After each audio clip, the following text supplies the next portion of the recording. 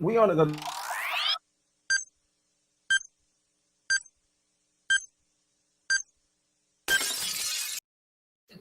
Yes, sir. Welcome to Matt and Matt Live Halftime. I am DJ Matt. Matty Willz checking in one time, and it looked like we got a real game. A real game. A real football game this time. I mean, it took us to play the worst team in football to get that, but it's going down. The Browns are winning 14-10. Yes. And we our offense finally looks competent. Yeah. Our football team, well, I won't say as a whole, but for the most part, I think we all look a lot better than we looked last week. Obviously, we're going to get into some of the great parts about half number one. We don't have that much time. We're only on for halftime. Real quick, I'll say we'll be right back on as soon as the game is over as well. So please drop your comments and we'll get you, we'll bring those in onto the show as well. But how you feeling, bro? You good? Good. I mean, yeah, I'm feeling good. Winning, I'm feeling good. I'm not feeling all the way sure. You got a whole second half to play, but we're going. So let's get into it. Right. Browns up 21-13 against the Bengals, home opener downtown in Cleveland. We're going to start with a segment that we like to call Truth or Trash. We'll start with you, man. What is your truth for half number one? My truth is I'm going to have to give it up to Kevin Stefanski. Okay. On a bounce back after a humiliating opening, preview as a head coach. He comes out here and he seems to have his head together and is calling plays, and the offense looks well balanced, and he's utilizing the play action, and the offense looks how we would expect it to look, except for that double reverse pass into intentional grounding. Yeah, that was the only blip on the radar right there. I didn't like that series, but I have to give Kevin Stefanski props. He is doing, from a play calling standpoint, I'm impressed so far with what he's done in the first half. Yeah, for sure. I would agree with that. I would say that my truth so far is that Odell Beckham is the truth. Now, we've been hearing a lot about people saying, should he be here? Should the Browns trade him? Whatever. Man. If the Browns are going to be a running team, and if Nick Chubb is going to be the leader of this offense, do we need an Odell Beckham Jr.? I'm going to say yes, okay? Because you look at your Super Bowl champions, and not only do they have guys that they can make solid running backs, but they have a guy named Tyreek Hill who can run past everybody on the football field. And when you have a person like that on your team, it makes your team better if you know how to utilize them. And in the first half of this game, they've known how to utilize them. Odell is playing well. You saw the touchdown that I actually think he was short on. I'm glad they gave him the touchdown so we don't have to listen to him pout. But he's been playing well. And Odell has been playing well, but in the scheme of the game. My complaint was if you're trying to force the ball to Odell inexplicably, just doing things just to try and throw him the ball, that's when it won't work. This was happening in the natural flow of the game. His touchdown bomb set up by the play action. This is how it's supposed to work. Those are the type of plays he's supposed to get once you establish the running game, which falls back on the coaching, which is calling plays and having a good game plan to attack this defense and attack the weaknesses of the defense. And that's what they're doing. Right. So shout out to Pippa Carter, who said they look like a real football team. I would finally, agree with that. Finally. Let me put my glasses on. I can't see the dang going up. In the 2020 year two with Odell Beckham Jr., they finally look like a real football team. So the second half of truth or trash is the trash. I need to know, what is your trash so far of half number one?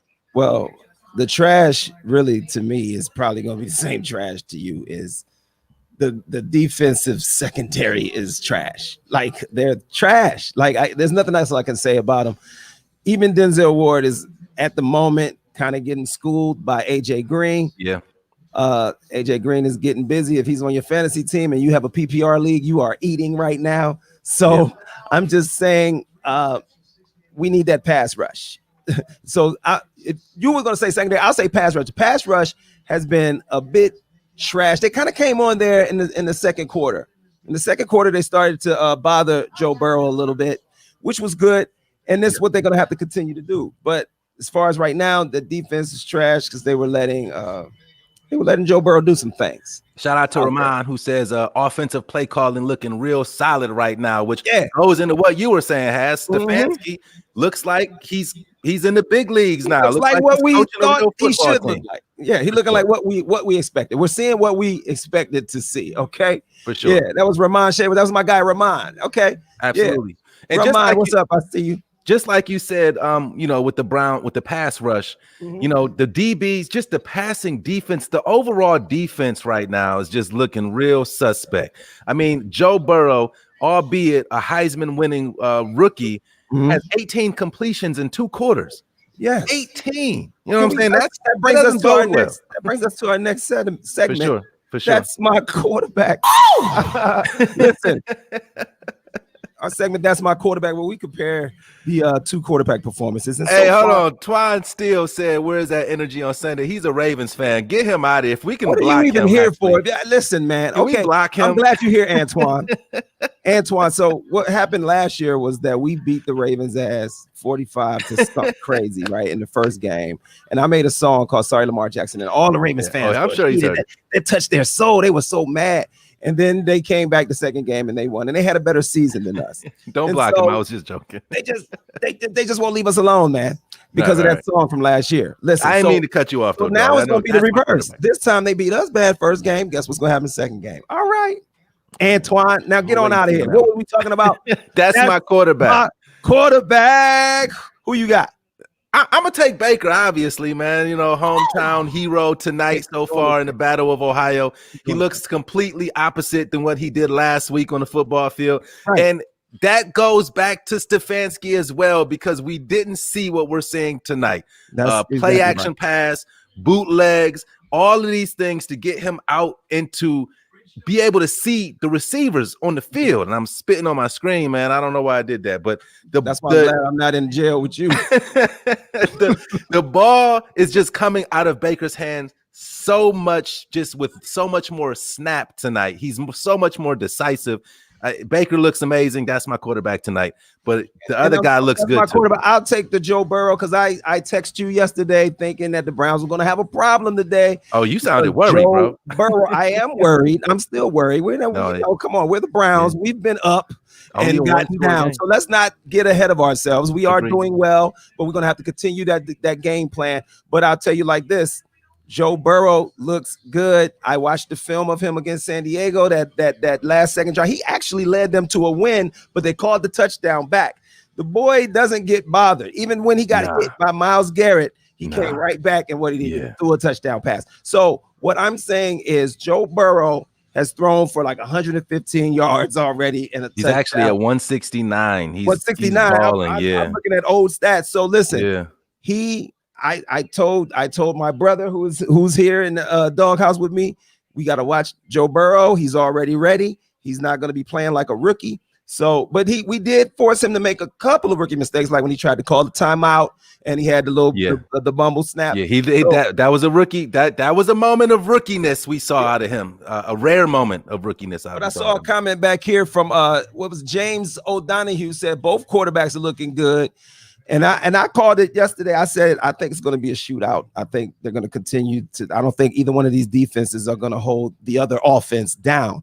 And Joe Burrow, think about this. If Baker's going to continue to play like this, and Joe Burrow plays like this, and Lamar Jackson plays like that, and Ben Roethlisberger is here, the AFC North is going to get real interesting down the line. There's some Ravens fans like, oh, you guys aren't going to be around. Okay, we'll see. But what we're going to do right now is prove that we are not the worst team in the AFC North. I hope we can do a little bit more than just that. Shout out to my guy, Jahi, who I haven't seen in 20 years at Heights High. Shout out to Jahi, Heights High School. Jahi runs the offense. That's what's up. Period. And I agree with that. Yeah, man. And Yanni even said LeBron likes both quarterbacks tonight. So if LeBron's happy, then I guess we should be happy too. LeBron, he's so diplomatic. So before we get back into the second half, because I don't know how long we have, I do want to get your key for the second half. What do you think we should be focusing on in quarters 3 and 4? Keys we have to get pressure on Joe Burrow. We have to get pressure on Joe Burrow.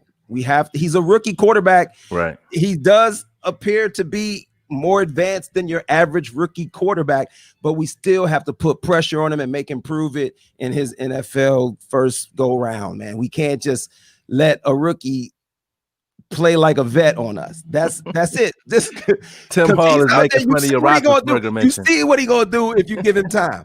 If you let him sit back there, he's gonna carve that defense up like that. You see what Tim Hall said about your Roethlisberger mention? He said, "Did you just say Roethlisberger?" Did I? Yeah, you did. I mentioned it. What about it? Well, to back you up, I think you were just saying that it's going to be stiff competition in the AFC North if all 4 quarterbacks are going to be playing like this for years to come. My second, not years, but Pittsburgh. I don't know what Pittsburgh is going to do in a couple years, but my keys to the second half is very simple. Browns, if you don't turn the ball over, you will win this game. Simple. If Baker doesn't throw interceptions, why did you bring that up? I'm just giving you my keys. Has there been a turnover? Don't say that. Baker was plagued with interceptions last year, and you're going to bring that up? He's playing well. That's like, hey, I'm just saying what I think we should stay away from. Listen, of course, any team should stay away from interceptions. Duh. That's your key to the game. Don't turn the ball over. Okay. They're not looking like they're headed for turnovers. But what we can see. Right.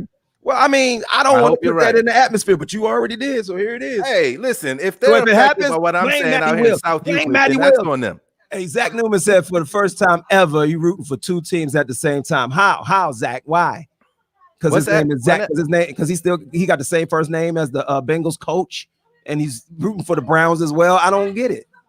Now you got Kimberly Render saying I'm jinxing us too, man. I'm not trying to jinx anybody. I'm just saying, listen, if I'm Kevin Stefanski, I'm saying one thing to Baker: do not turn the ball over, so I can get my first win, and we can get this. I shouldn't even have to worry get on into week 3. Don't put that in my head. Don't even put that thought in the back of my head. That's the type of stuff that ruins. See, man, you get inside this person's psyche and you mess it up, man. They playing well. They don't need to hear nothing about no turnovers. Hey, if Baker Mayfield is watching us on Matt Live right now, then we got bigger fish to fry, man. He should be worried. He should be worried about the Bengals. Special K Stokes says Clay Matthews Jr. and Earl Thomas both need to be called. Oh, well, on our defense. Okay. All right. Well, that's not going to happen, Special K. It looks like players. Earl Thomas is still out there without a team, though, and we need safety help. Yeah, it looks like the players are coming back on the field, so I don't want us to get cut off. I don't want Clay Matthews Jr. That's just for nostalgia. We will be right back on here as soon as the game is over for the post-game show. Right back here. Post-game, we'll be right back in here, and we might have to bring somebody in. Let them speak their piece. The Cincinnati, we were supposed to have representation from Cincinnati, but they got cold feet. We'll do the game ball. We'll do a report card as soon as this game is over. So you guys just find us right back here, Matt Live. Again, right back here. Has you got anything to say before we get out of here? See you at the end of the game. Go Browns. I'm not trying to jinx us. I just want them to do good. That's him, AC. Take us out.